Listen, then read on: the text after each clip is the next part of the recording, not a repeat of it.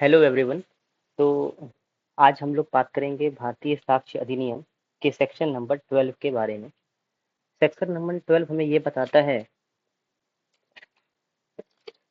कि fact showing existence of state of mind और body और बॉडीली फीलिंग, यानी कि कोई ऐसा फैक्ट जो कि किसी पर्सन के स्टेट ऑफ माइंड के बारे में बताता है, ऐसा फैक्ट जो किसी के बॉडी या बॉडी फीलिंग, यानी वो क्या सोचता है, उसके एक्ट से क्या समझ में आ रहा है कि उसने क्या सोच के ये काम किया होगा।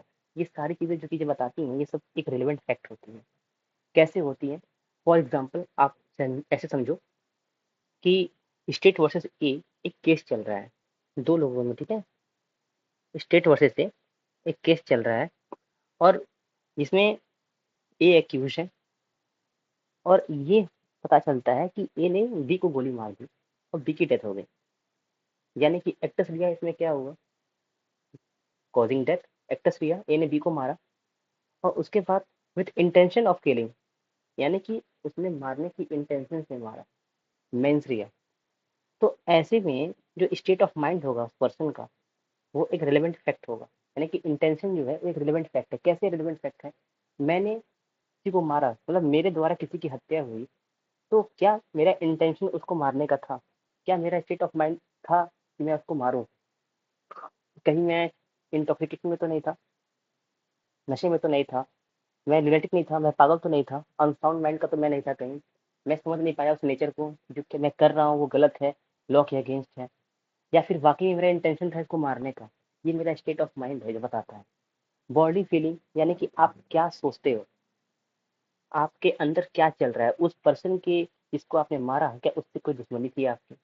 क्या उसने आपसे पैसे ले रखे थे? क्या उसने कुछ ऐसा किया था जिससे आपके अंदर उसके प्रति एक घृणा थी कि इसको मारना है, जो कि इंडिकेट करता है कि आपको इसके मारने के पीछे का कोई ना कोई कारण जरूर हो।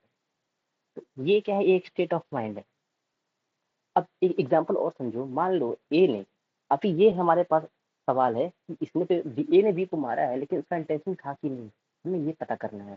तो हमारे पास फैक्ट क्या है? फैक्ट ये है कि ए ने गन लोड करी और उसके बाद उसने उसमें बुलेट बुलेट भरी गन को लोड किया और बी के सर पे रख के गोली मार दी।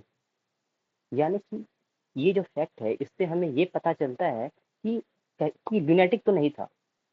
अगर ए लुनेटिक होता या फिर इंटॉक्सिकेशन में होता तो इतना सोच समझ करके तुम कोई काम नहीं करे। तो ये गन को लोड करना, उसके बाद पॉइंट आउट करना बी के हेड पे, उसके बाद ट्रिगर दबा देना वहां पे, तो यहाँ पे हम ये समझते हैं कि यहाँ पे इंटेंशन ऑफ किलिंग था। यहाँ कोई भी इंटॉक्सिकेशन वजह नहीं थी, यहाँ कोई भी अनसाउंडनेस ऑफ माइंड नहीं था, यहाँ कोई और कोई प्राइवेट डिफेंस नहीं था। यहाँ पे इंटेंशन था मारने का और ये एक रिलेवेंट फैक्ट होता है। ठीक है। तो ये यहाँ देखिए वही लिखा है कि एक सेकेंड, कि इफ स्टेट ऑफ माइंड, यानी कि इंटेंशन, नॉलेज, इलविल, ऐसी चीजें, स्टेट ऑफ बॉडी, यानी कि और bodily feeling or fact in issue और रिलेवेंट फैक्ट, अगर ये रिलेवेंट फैक्ट या फिर फैक्ट इन इशू है, तो any fact which show the existence such state of mind, यानी कि वो कोई भी फैक्ट जो ये शो करेगा एग्जिस्टेंस उस स्टेट ऑफ माइंड का और बॉडी फीलिंग का, वो रिलेवेंट फैक्ट होगा। For example, example of state of mind देख लीजिए क्या क्या होता है। स्टेट ऑफ माइंड के मैंने आपको आपको मैंने बताया इंटेंशन। तो देखिए इंटेंशन भी होता है, नॉलेज भी होता है, गुड फेथ भी होता है, नेग्लिजेंस भी होता है, रेशनेस भी होता है, ill will and good will भी होता है। इंटेंशन यानी highest degree of mens rea, knowledge, किसी काम को, किसी ऑफेंस को करने का नॉलेज आपको है या नहीं। गुड फेथ, जो काम आपने किया, जो ऑफेंस आपने किया, गुड फेथ में तो नहीं किया, नेग्लिजेंस में तो नहीं किया, रैशनेस में तो नहीं था उस एक्ट के अंदर, इलविल नहीं था किसी के प्रति, गुडविल था कि नहीं। ये सारी चीजें क्या है? ये सारी स्टेट ऑफ माइंड है और ये सब रिलेवेंट फैक्ट होती हैं। और इसका एक्सप्लेनेशन वन देखते हैं क्या कहता है। एक्सप्लेनेशन वन कहता है कि towards a particular matter in question, यानी कि इसके एक्सप्लेनेशन वन का मतलब है a fact as showing the existence of a relevant state of mind must show the state of mind exists not generally but in reference to the particular matter in question। यानी कि जो state of mind होता है उस person का, यानी कि जो इंटेंशन है, नॉलेज है, जो भी है, जो मैंने आपको यहाँ दिखाया था, ये सारे स्टेट ऑफ माइंड है आपके, ये सारे, ये तो ये चीजें जो करी हैं उसने, वो जनरली उसका स्टेट ऑफ माइंड कैसा रहता है, वो उससे मतलब नहीं है। उस पर्टिकुलर एक्ट के लिए, उस पर्टिकुलर ऑफेंस के लिए उसका स्टेट ऑफ माइंड क्या था, ये मैटर करता है।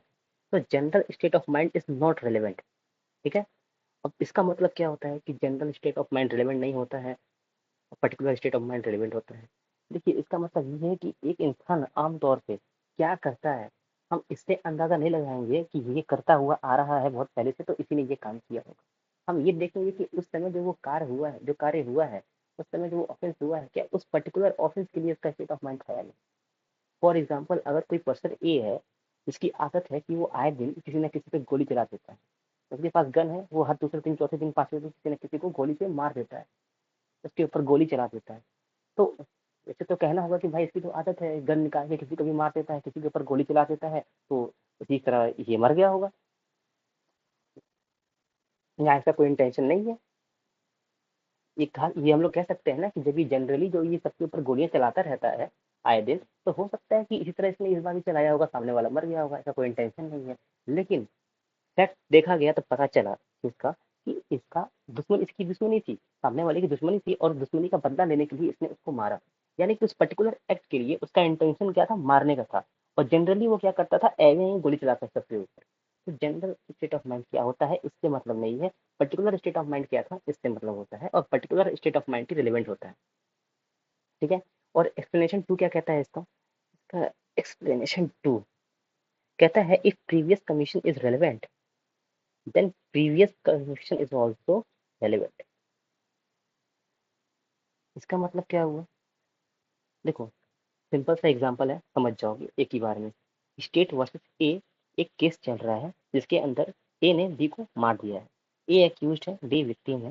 प्रोसिक्यूशन कहता है A also killed C and convicted, यानी कि ए ने बी से पहले सी को भी मारा था, या फिर मर्डर हटाओ, चोरी की बात करें, ए ने बी के घर चोरी की, और फैक्ट ये पता चलता है कि ए ने पहले भी बी के घर चोरी की है और उसके लिए उसको सजा मिल चुकी है।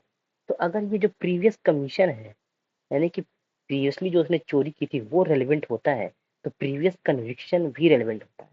यानी कि अब इसका क्या मतलब है कि प्रीवियस कन्विक्शन रेलिवेंट होता है, ये कहाँ से आ गया इसके अंदर।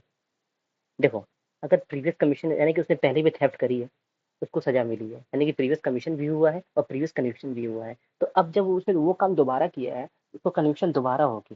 तो जो ये प्रीवियस कन्विक्शन रेलिवेंट किया गया है, ये इसलिए किया गया है ताकि इस बार जो उसको पनिशमेंट मिलेगी वो इनहेंस मिलेगी,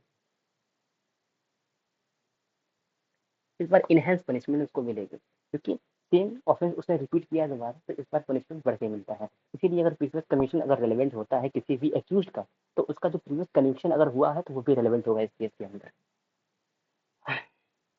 तो बस इतना सा ये सेक्शन 12, और जो कोर कंसेप्ट था इसका मैंने बता दिया आपको।